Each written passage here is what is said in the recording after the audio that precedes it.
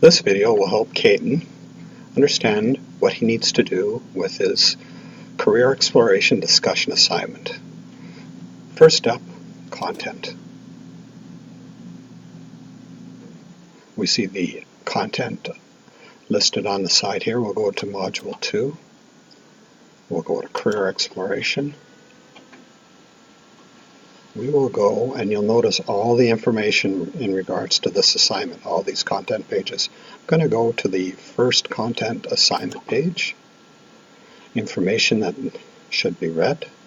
Here is the video that explains from step 1 what you need to do with the career exploration assignment, and some more information and links that Caden you should use to help you figure out what you want to do with this assignment.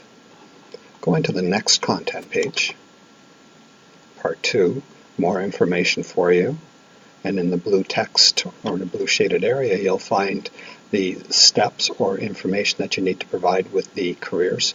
You will find all of this information organized for you on the template, and you can access it by clicking on this link here.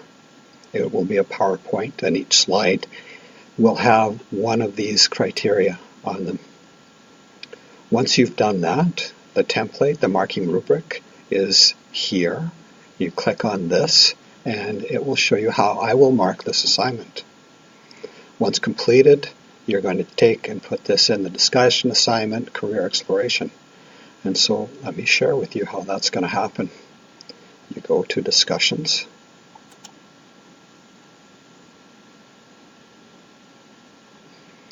You scroll down to career exploration. You select start a new thread. You put the title of your career, any information you wish to know, you want me to know, sorry, and you click here for add a file. And just follow the steps, and once you've done that, click post.